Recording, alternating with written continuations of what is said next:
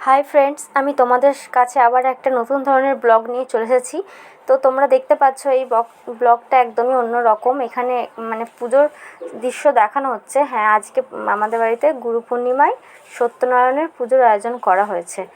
তো তখন সকাল 8:30 নাগাদ বাজে, 8:30 থেকে 9টা নাগাদ এরকম বাজে। তো ঠাকুরমশাই একটু আগেই চলে এসেছিলো, তারপর জোগাড় টোগাড় করতে গিয়ে একটু লেট হয়ে গেল। তো 9টার সময় পুজো শুরু হলো। ওই যে দেখো পুচকু গোপালটা কেমন পাশে বসে আছে। কদিন পর তো আবার জন্মাষ্টমী আসছে, তোমরা আবার ঠিকই জন্মাষ্টমীর নতুন ব্লগ দেখতে পারবে। তো দেখছো কত আয়োজন, হোম হবে কিছুক্ষণ পরই। তো ঠাকুরমশাই এখন পুজো করছে, সবাই বসে আছে অঞ্জলি দেবে বলে। যদিও এখন অঞ্জলি দেরি আছে, জাস্ট পুজো স্টার্ট হলো।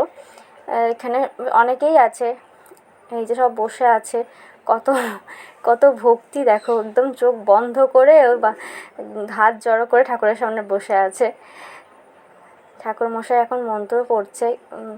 তো এই যে সবাই আছে, পিছনে বসে আছে।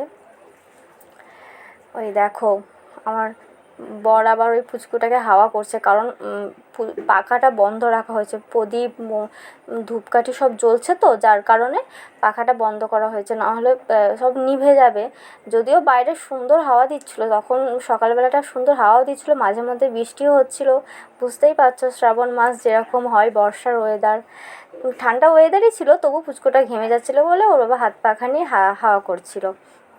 এই যে এখন যজ্ঞর আয়োজন করা হচ্ছে। ওই দেখো সুন্দর, মানে কাঠগুলো এত সুন্দর শুকিয়েছে না, মানে খুব সুন্দরভাবে যজ্ঞটা সম্পূর্ণ হয়েছে। তো যজ্ঞ করার জন্য সমস্ত কিছু রেডি করে দেওয়া হয়েছে, আগে থেকেই রেডি করা ছিল। এবার যজ্ঞ হবে। অনেক দিন ধরেই ভাবছিল মামি যে পুজোটা দেবে, আর হয়ে উঠছিল না পুজোটা দেওয়া। তো ভেবেছিল যে দোল পূর্ণিমাতেই নারায়ণ পুজোটা দেবে, কিন্তু সেটাও হয়নি, অনেক বাধা এসে গেছিলো, যার জন্য পুজোটা দেওয়া হয়নি। আর অ্যাকচুয়ালি ঠাকুর নিতে চাইবে তবে না হবে, ভাবলেই তো সব কিছু হয় না না। তো আলটিমেটলি আজকে গুরু পূর্ণিমার একটা ভালো দিনেই পুজোটা দেওয়া হলো। এই দেখো যজ্ঞ শুরু হয়ে গেছে। এখন খুব সুন্দর জ্বলবে, মানে বলে নাকি যত সুন্দর আগুনটা জ্বলে নাকি খুব ভালো হয় সংসারে। তো এসব তো আমি ঠিক মতো জানি না, শোনা কথা যদিও সব বড়দের কাছ থেকে। এই যে আমরা সব বসেই আছি। হ্যাঁ, এই তারপরে এখন ঠাকুরমশাই এখন যজ্ঞ করবে আর মন্ত্র পড়বে। আর বিশ্বাস করো, মানে যজ্ঞ হচ্ছিলো তো এত ধোয়া হচ্ছিলো না, মানে তাকানো যাচ্ছিলো না। বাচ্চাটা তো শুধু কাঁদছিল। আমি বললাম, মানে সাথীকে বললাম যে তুমি বাচ্চাটাকে নিয়ে বাইরে যাও। তো ও তো বাইরে চলে গেছে, নাহলে প্রচুর কান্না করছিল। এত ধোয়ার তাপও ছিল প্রচুর, একদম দাউ দাউ করে আগুনটা জ্বলছে। তো এই যে ঘিটা গরম করা হচ্ছে। তো তোমরা দেখতেই পাচ্ছ এখানে অনেক ধরনের প্রসাদ টসাদ সব কাটাকুটি করা আছে।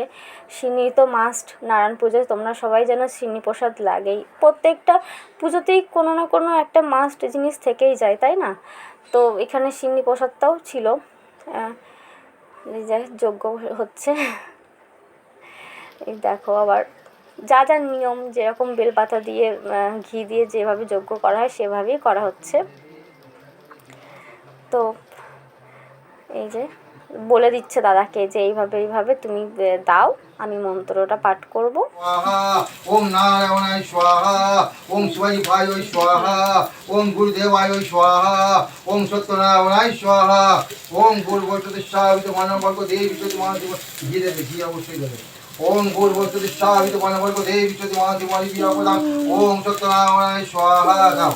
ওম পাঁচক শিবাজি ভাই সত্যনারায়ণায় স্বাহা, ওম শিবাজি ভাই স্বাহা, ওম দক্ষিণা কালী কালী স্বাহা, ওম শিবাজি ভাই স্বাহা, ওম তারায় স্বাহা, ওম ছিন্নমস্তায় স্বাহা, ওম শিবাজি ভাই স্বাহা, ওম ভূর্ভুবস্বঃ মানবর্গ দেবী মানব, ওম অম্বিকায় স্বাহা, ওম রাজরাজেশ্বরী তো দেখতে পাচ্ছ ঘরটা পুরো ধোঁয়ায় ধোঁয়াকৃত হয়ে গেছে, একদম মানে তাকানো যাচ্ছে না। আমি তো ভিডিও বানাতে বানাতে বাইরে চলে গেছি, আমি মানে থাকতেই পারছি না যে এরা যে কী করে সামনে বসেছিল। আমি নিজেও মানে আমরা সব বলছি, আমরা যেগুলো যারা সব বাইরে চলে যাচ্ছি বলছি এটা কী করে থাকছে, এরা কীভাবে বসে থাকছে, তারপর অত সামনে।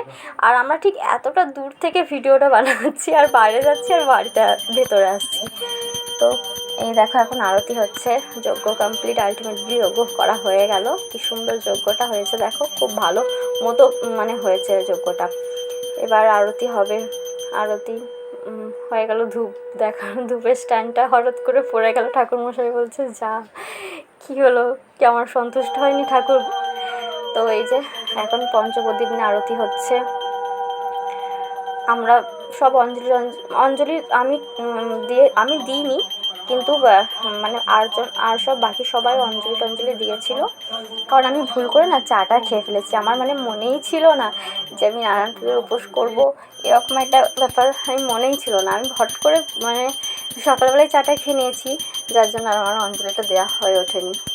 তো তবে আমি প্রথম থেকে শেষ পর্যন্ত পুজোতে একদম ছিলাম। আমি সব দেখতেই পাচ্ছ ভিডিওতে তোমরা যে একদম ছিলাম। এই দেখো পুজো কমপ্লিট হয়ে গেছে, এবার নারায়ণকে ঠাকুর মশাই নিয়ে যাচ্ছে সাথে করে। তো ভিডিওটা তো এখানেই আমাকে শেষ করতে হবে, কারণ পুজো তো কমপ্লিট হয়ে গেছে। তো ভিডিওটা ভালো লাগলে তো তোমরা লাইক কমেন্ট শেয়ার করে দিও। আবার তোমাদের কাছে অন্য ব্লগ নিয়ে চলে আসবো। টাটা।